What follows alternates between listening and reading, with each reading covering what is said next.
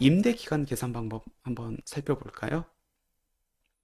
우리가 보통 주택은 2년씩 임대를 주기 때문에 그냥 순리대로 A 임차인한테 2년 주고 그 다음에 그 이후에 갱신되든지 A 임차인이 계속 살든지 아니면 A 임차인이 나가가지고 B 임차인이 새로 들어와서 2년을 주면은 직전 임대차 계약 1년 6개월, 상생 임대차 계약 2년을 충족하기 때문에 전혀 문제가 없습니다.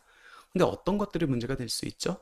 2년 계약을 체결했는데 임차인의 사정으로 인해 가지고 뭐 해외 발령이 났다든지 군에 가게 됐다든지 아니면 지방으로 발령이 났다든지 이런 개인적 사정으로 인해 가지고 2년 기간을 못 채우고 중간에 나가는 경우가 있거든요.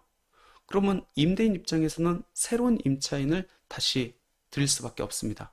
그럼 이때 새로운 임차인을 들인다라고 했었을 때 직전 임대차 기간은 1년 6개월 이상, 상생 임대차 계약은 2년 이상을 임대를 해야 되는데 그럼 나는 새로운 임차인이 들어옴으로 인해서 종전에 살던 임차인의 임대 기간은 그냥 소멸되고 새로운 임차인부터 다시 리셋해야 됩니까? 이런 문제가 발생할 수 있겠네요.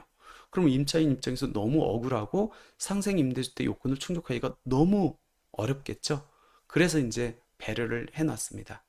어떤 내용이냐면 임차인이 중도 퇴거하여 임대기간 요건을 충족하지 못한 경우, 즉 직전 임대차 계약은 1년 6개월, 상생 임대차 계약은 2년 이상의 임대기간을 충족하지 못하는 경우 종전 임대기간과 새롭게 체결한 임대차 계약, 그러니까 새로운가 누가 들어와서 임대차 계약을 체결했겠죠?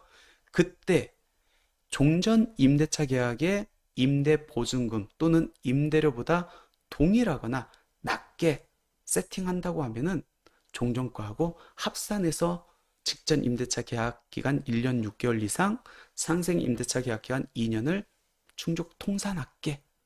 결론은 무슨 얘기예요? 중간에 임차인의 사정으로 인해서 나갔다 할지라도 새로운 임차인이 들어오면 통산할 수 있다. 전제 조건은 임대료를 동일하게 하거나 낮춰서 임대차 계약을 하면 통산한다라는 겁니다. 근데 잘못 판단해가지고 2년 계약을 했는데 1년 있다 나갔어요. 잘 됐다 하고 5%를 올렸어요. 그렇게 되면 리셋된다는 겁니다. 그러니까 1년 했던 임대 기간을 내가 써먹질 못한다는 거예요. 이걸 써먹으려면 어떻게 해야 된다고요? 그 나간 임차인의 임대료하고 동일하거나 낮게 이렇게 측정을 해야만 통산할 수 있다라는 겁니다. 특히 주의하셔야 됩니다. 이게 요건을 충족 못하면은 나는 다시 리셋해서 해야 되기 때문에 자칫 잘못하면은 상생 임대주택 요건을 충족하지 못할 수 있거든요. 혜택이 크기 때문에 웬만하면은 내가 이 나중에 상생 임대주택 혜택을 적용받든 안 받든 일단은 요건을 채워놓는 게 좋다라는 겁니다. 그리고 임대기간을 산정할 때 또는 상생 임대주택 요건을 판단할 때 이런 질문들도 많이 하세요. 어떤 질문이냐면 직전 임대차 계약 1년 6개월, 보통 2년 임대를 하죠. 2년 하고 이제 나갔어요. 그리고 새로운 세입자를 구하는데, 새로운 세입자가 안 들어와. 그래서 공실이 6개월 이상 생겼습니다.